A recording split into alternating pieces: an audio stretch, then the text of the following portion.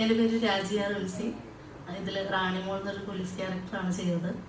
എന്നെ സിനിമയിലോട്ട് വിളിച്ചത് ഞാൻ പേരിലൂർ ഫീമെയിലേക്ക് വെബ് സീരീസ് ചെയ്തിട്ടുണ്ട്. അതിൽ നിതിൻ ഉണ്ടായിരുന്നു. ഇത് പടത്തിൽ അസോസിയേറ്റ് ആണ്. നിതിനും പ്രസവം കൂടിയാണ് വിളിച്ചത്. ഒരു ഫോൺ വിളിച്ചിട്ട് ചോദിച്ചു, രാജിച്ചി തിരക്കിലാണോ? ഞാൻ എന്ത് പണക്കടാ, ഞാനിവിടെ പൊന്മുട്ടേൻ്റെ ആറാമുട്ടയൊക്കെ എൻ്റെ വീട്ടിൽ തന്നെ ഉണ്ട്, ഒന്ന് വരാമോ എന്ന് ചോദിച്ചു.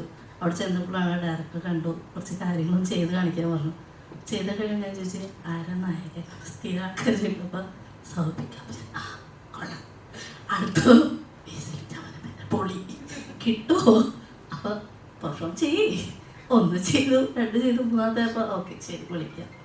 വീട്ടിൽ വന്നിട്ട് സകല ദൈവങ്ങളെയും വിളിച്ചു. രാത്രി 12:00 വിളിച്ചു വെച്ചു, എന്തായാലും വല്ലതും നടക്കുമോ? അപ്പോൾ ഇല്ല രാജി വിളിക്കും. പിന്നെ 2 ദിവസം കഴിഞ്ഞ് ഫോൺ വന്നിട്ട് പറഞ്ഞു, രാജിച്ച് സെലക്ട് ആയിട്ടുണ്ടെന്ന് പറഞ്ഞു.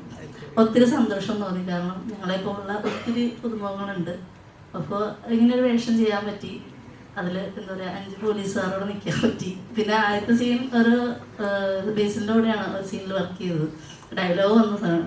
അപ്പോൾ സത്യം പറഞ്ഞാൽ 5 ഡയറക്ടർമാരുടെ ഇടയിൽപ്പെട്ടിരിക്കുകയാണ്. സൗഖ്യത്തോട് സംസാരിക്കാൻ പറ്റില്ല.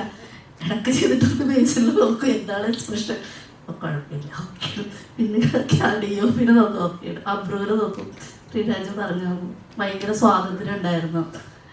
ഒരു കൗണ്ടറിൽ ചിരിക്കുന്നൊരു സാധനമുണ്ട് ബേസിൽ ഭയങ്കര സീരിയസ് ആയിട്ട് പറയുമ്പോൾ. അപ്പോൾ അറിയാണ്ട് ചിരിച്ചപ്പോൾ അത് പിടിച്ച കുട്ടൻപിള്ളയെന്ന് പറഞ്ഞു. കുട്ടൻപിള്ളയെന്നാണ് സെറ്റി വിളിച്ച് കളിയായിക്കൊണ്ടിരുന്നത്.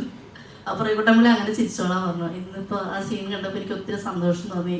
കാരണം ഞങ്ങൾ കുറേ പേർക്ക് കൂട്ടത്തിൽ ഞങ്ങൾ 4-5 പേർക്ക് നിൽക്കുന്ന സമയത്ത് ഇത് അയാൾ പറയും, ഇത് അങ്ങനെ പറയും, ഇങ്ങനെ പറയുമെന്ന് പറഞ്ഞ് ഇല്ലാത്ത സാധനം വരെ ഉണ്ടാക്കി തന്നിട്ടുണ്ട് ചില ഡയലോഗുകൾ എല്ലാവർക്കും. ഇത്രയും സപ്പോർട്ടീവായിട്ട് ഈ ബേസിൽ എന്തുകൊണ്ടാണ് ആൾക്കാർ ഇഷ്ടപ്പെടുന്നത് എന്നുള്ളത് മനസ്സിലാക്കിയ ഒരു കുറച്ച് ദിവസങ്ങളും കൂടിയാണ് അവിടെ. ഒത്തിരി സന്തോഷം തോന്നി.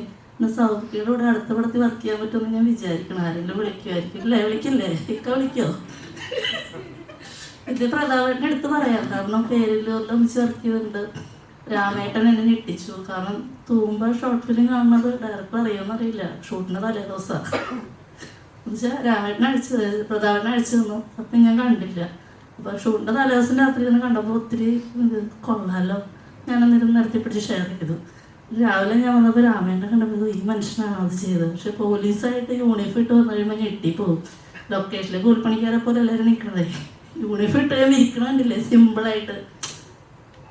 എനിക്ക് തോന്നുന്നു തിയേറ്ററിൽ നിന്ന് ഇറങ്ങിയിട്ട് ഒരുവിധപ്പെട്ട ആരെയും മനസ്സിലായിട്ടില്ല. ആ മേക്കപ്പ് സ്റ്റൈല് സൗഭിക്ക കാലൊക്കെ വെച്ചിട്ട് അഭിനയിക്കുന്ന സിനിമ ഞാൻ കണ്ടില്ല. പക്ഷെ ഭയങ്കര ഫാനുണ്ട് കുട്ടികളൊക്കെ.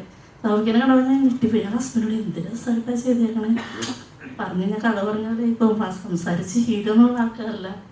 അതിലെ ചാന്ദിനി ഒരു രക്ഷയിൽ എൻ്റെ മോളെ എന്താ പറയുക, എടുത്തു പറയുന്നൊരു നടി തന്നെയാണ്. അത്ര രസമായിട്ട് അസാധ്യമായിട്ട് പെർഫോം ചെയ്ത് നോട്ടാണെങ്കിലും കൗണ്ടറാണെങ്കിലും എവിടെയൊക്കെയാണ് കോമഡി വരുന്നത് എനിക്കെന്നെ മനസ്സിലാവില്ല. ഭയങ്കര രസമായിട്ട് ചെയ്തു. കുറേ സംസാരിച്ചാൽ കയ്യിൽ പോകാൻ കൊടുക്കാറുള്ളത്. അപ്പോൾ എല്ലാവരും സിനിമ ഫാമിലിയായിട്ട് തന്നെ കാണണം. എല്ലാവർക്കും ഇഷ്ടപ്പെടും. പ്രണയവും വൈറ്റും കോമഡി ഇൻവെസ്റ്റിഗേഷൻ ഒക്കെ ഉള്ള സിനിമയാണ്. എല്ലാവരും സപ്പോർട്ട് ചെയ്യണം.